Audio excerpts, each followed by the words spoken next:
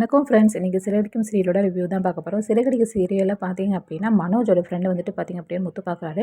முத்து பார்த்ததுக்கப்புறம் பார்த்தீங்க அப்படின்னா விஷயங்கள்லாம் தெரிஞ்சுக்கிறது. அதாவது மனோஜ் வந்து வீட்டில் வந்துட்டு நான் வந்து ஒரு பொண்ணை வந்து காப்பாற்றினேன், அதனால தான் பார்த்தீங்க எனக்கு அடிபட்டுச்சு, அதாவது அவன் வந்து அந்த பொண்ணை வந்து கத்தியால் குத்த வந்தால் நான் காப்பாற்றினேன் அப்படின்ற மாதிரி வந்து வீட்டில் வந்து ரீல்லாம் விட்டுட்ருப்பாரு. இதை வந்துட்டு பார்த்தீங்க அப்படின்னா விஜயா மட்டும் தான் நம்பியிருப்பாங்க. மத்த யாருமே வந்துட்டு மனோஜ் வந்துட்டு எதாவது விஷயம்னாலும் தப்பிச்சு ஓடுறவர் தான்.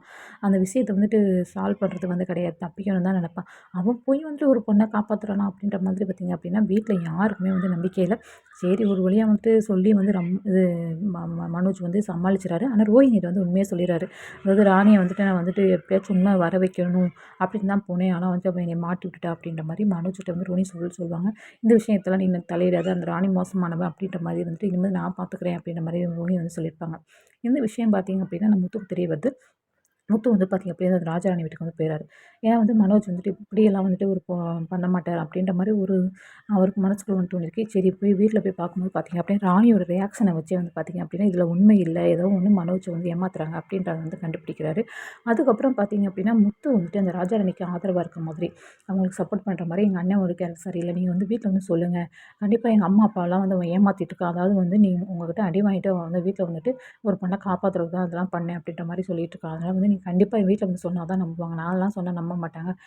வாங்க, கண்டிப்பாக உங்களுக்கு நான் நியாயம் கிடைக்கும், அவனை கண்டிப்பாக ஜெயிலில் அனுப்பணும். அது எப்படி இவ்வளோ தப்பு பண்ணிவிட்டு வந்துட்டு இருப்பான், மறுபடியும் கடையில் தான் வேலை பார்க்கும்போது தப்பு பண்ணலாம், வீட்டில் வந்து அதே மாதிரி பண்ணியிருக்கானா, அவன் நீங்கள் வந்து சும்மா விடக்கூடாது, வாங்க நான் தான் உங்களுக்கு சப்போர்ட்டாக இருக்கேன் அப்படின்ற மாதிரி ஏதாவது சொல்லி வந்து பார்த்திங்க அப்படின்னா ராஜாராணியை வந்துட்டு வீட்டுக்கு கூட்டிகிட்டு வந்துடுறாரு.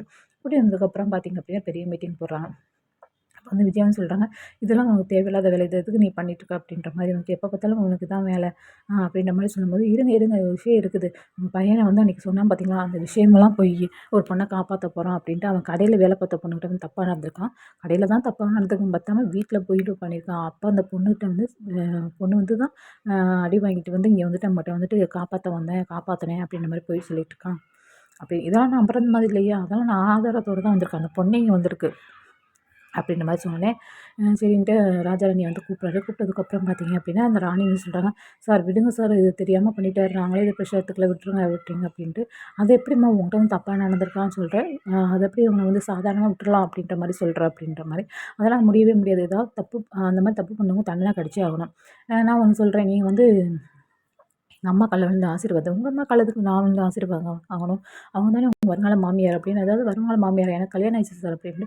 அதெல்லாம் இல்லை, இருந்தாலும் அவன் வந்து உன்னை தப்பு பண்ணிட்டான், நீ வந்து அவனுக்கு தண்டனை கொடுக்கணும்னா அவன் வந்து கண்டிப்பாக உன்னை கல்யாணம் பண்ணிக்கணும். இது என்ன லாஜிக்னு தெரியல, அந்த சீரியல் எப்படி கொண்டுட்டு போகிறாங்க. கல்யாணம் ஆகி இருக்குது, அவன் தண்டனை கொடுக்கணும்னு சொல்லிட்டு தான் கூட்டிகிட்டு வராரு, ஆனால் வந்து கல்யாணம் பண்ணணும் அப்படின்ற மாதிரி. மனோஜ் நீ தான் இந்த பொண்ணை வந்து கெடுத்துட்டு இந்த பொண்ணு சொல்லுது, நீ தாலி கட்டுற அப்படின்ற மாதிரி வந்துட்டு முத்துன்னு சொல்கிறாரு. மனோஜுமே ஏதோ வந்து யோசிச்சுட்டு போயிட்டு தாலி கட்ட போகிறாரு. அப்போ பார்த்தீங்க அப்படின்னா ராணி வந்துட்டு நாங்கள் வந்து சும்மா தான் சொன்னோம் அப்படின்ற மாதிரி வந்து சொல்லிடுறாங்க. அதுக்கப்புறம் தான் உண்மை வெளி வருது. ஒரு வழியாக வந்து பார்த்திங்க அப்படின்னா மனோஜ் வந்து அந்த பிரச்சனையிலேருந்து பார்த்திங்க அப்படின்னா முத்து வந்து காப்பாற்றுறாரு. உடனே ரோஹினிக்கு டென்ஷன் ஆயிடுது. இந்த முத்து எல்லா விஷயத்தையும் தலையிட்டு வந்துட்டு நம்ம வந்து ஏதாவது இந்த விஷயத்தை வச்சு தான் வந்து பார்த்திங்க அப்படின்னா மனோஜை வந்து ஏமாற்றலாம் அப்படின்ற மாதிரி வந்துட்டு நம்ம ரோஹினி நினச்சிட்டு இருக்கு. நம்ம தான் காப்பாற்றணும், அப்போ தான் மனோஜ்க்கு நம்ம மேலே நம்பிக்கை வரும் அப்படின்ற மாதிரி. இதுலேயும் வந்து இவன் பூந்து வந்து நம்மளை எதுவுமே பண்ண விடாமல் பண்ணிட்டானே அப்படின்ற மாதிரி வந்து நம்ம ரோஹினிக்கு கோவம் வருது. அப்படி தான் வந்து ப்ரோமோ போகுது. பிடிச்சிச்சுன்னா மறக்காம சேனல்